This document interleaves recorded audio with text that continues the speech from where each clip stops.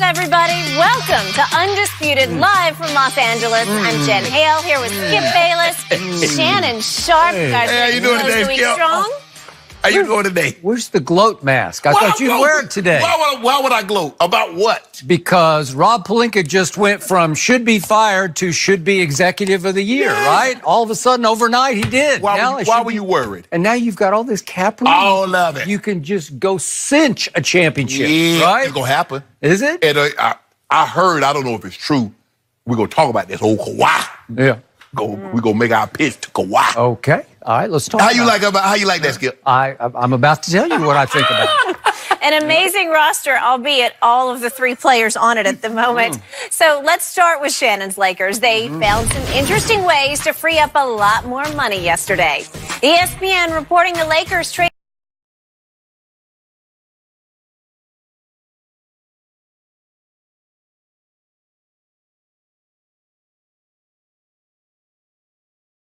three players to the Wizards as part of the Anthony Davis deal. Speaking of AD, reports say he's agreed to waive that $4 million trade bonus. So LeBron's squad, they've now got $32 million in cap space. That means they can likely sign a max player like Kawhi or Kyrie when free agency starts on Sunday. Shannon, riches, spoils. How should the Lakers spend their money? You're good at spending money. I am. A little bit. Still, when I was young, my grandmother and my grandfather sometimes, no, wasn't often, but they would give us $5, $2.50 for me, $2.50 for my brother. And the very last words as we exited the house, don't spend it all in one place. Fortunately, or unfortunately, I didn't listen. Lakers, don't listen. Spend it all in one place. Really? Now, wait a second. I got to take issue with your grandfather and grandmother, because if you only have $2.50, you almost have to spend it in one place. No. You want something at a toy store? I don't know. I wasn't about no toys. Okay, what was it about? I don't know.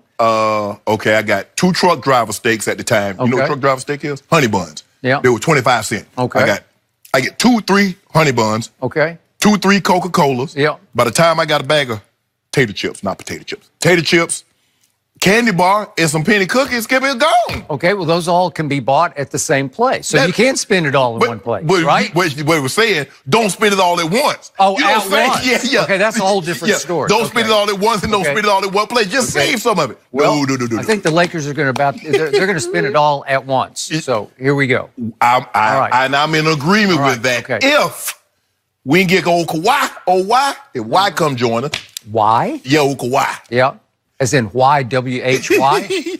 or we can get Clay. Now, if the Golden State make a mistake and not give him the whole max, they say he's going to be interested in taking a meeting with the Clippers or the Lakers. Okay. So I don't know if they're going to make that mistake and not give him 5 for 190 right out the gate. But Skip, if we can get Kawhi, that would be a game changer. And but that's the only guy. That's the only guy that I'm willing, not for D'Angelo Russell, not for Jimmy Butler. And that's not to say these guys aren't very good players. But only Kawhi, I believe, is a game changer. And Clay, with the ability to shoot the three and the way he can space the floor for LeBron and AD, I think he would be the second best option behind Kawhi. So if you can't get one of those two guys, now we got 32 mil. Let's divvy it up and get us some really, really good quality players. Well, I thought 2 days ago you were all about a bunch of quality players. But see, now that I heard have more room, right? Well, I mean, 27 million, 23 million. I mean, that's a little pocket change. Okay. But the thing is that now that Kawhi is true, that Kawhi, we're going to get a meeting with Kawhi. We're going to make our best pitch. Okay. And we're going to talk about Kawhi a little later. But if I'm the Lakers, if I can get Kawhi, take all 32. If not, because let's take Clay out of the equation. There's no way they're moving in a new building and not have Clay long term. So I believe at the start of free agency, he'll get the 5 for 190 that he's seeking. So it's either Kawhi or bust. We either spend it all on Kawhi or we divvy it up among 4 or 5 players. Okay, I do agree with your big picture takeaway. In the sport of basketball, I've always said it's about star power. Yes. Give me 2 or 3 stars over a deep bench full of pretty good players. Right. Because you'll win faster with 2 or 3 stars than you will with a quality team. And I don't want to hear what number 2 pulled off in Toronto. He had star power around him. He had Lowry, a 5-time All-Star. He had a multiple All-Star and Defensive Player of the Year in Gasol. He had Siakam, who's going to be an All-Star next year and was the most improved player, right? Serge Ibaka and Van Fleet played unbelievable. Van Fleet, he'll never make an All-Star team, but he plays an All-Star role as the closer for that team. Yes. And Ibaka, again, he just comes up big in big moments. Right. Okay? So don't tell me he didn't have any help and he did it by himself, because he did not do it by himself.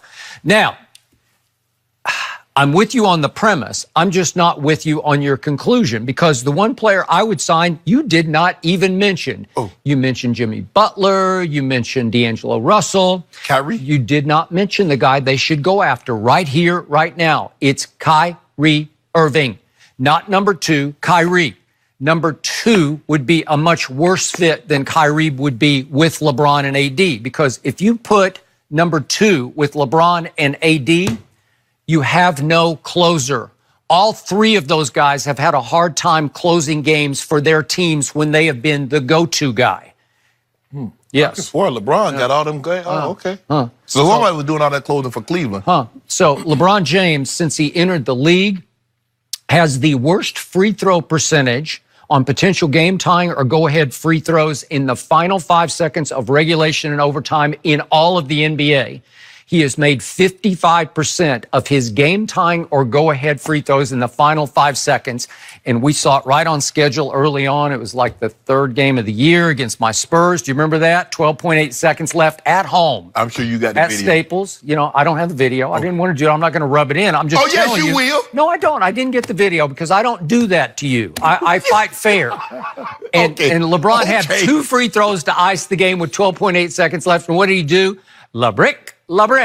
He just can't make late game free throws. Everybody knows it. You know it, but you will not admit it. And then, of course, LeBron came down and had the game-winning 3 and LeBrick that one against my Spurs. That was early, and he had maybe 8 games before Christmas he should have closed and couldn't close. And I got to tell you, Anthony Davis, as great as he was 34 games below 500 for your Pelicans. 34 games below 500. And I know he can be transcendent statistically in PER and all those great numbers, but when it comes to taking over the game and bringing it home, he's not that guy. We repeatedly saw number 2 come up small in 4th quarters against Philly and then against Milwaukee and then against Golden State. Small, bad numbers. I could just go down the whole list of them, but he's not a closer. He wasn't a closer in San Antonio. No, Skip, he didn't get a chance to because he left because y'all didn't treat him right. But if you look at the numbers, now the numbers say in the NBA Finals of all the players that played, he had the highest average of scoring in the 4th quarter. He had the most 4th quarter points. It was Kawhi. Do you want me to start into the games where he went Game 2 against Milwaukee, 0 for 3 in the 4th, and then Game 3, against Philadelphia, Game 3, 1 for 4 in the 4th quarter, and then he hit the luckiest shot in the history of the playoffs. That was not the luckiest shot. Well, it was. I mean, there's nothing even close. No, seriously, are you arguing that was the luckiest shot? Show me a luckier shot. Do you have video of a luckier shot than that one? So, Skip, because the ball bounced, go ahead. He shot it short. It was short, and it shouldn't have gone in. No shot from the corner that hits the front iron ever goes in. It just won't go in. It's the rotation. There's no backboard. There's no kiss. You're not going to get a kiss.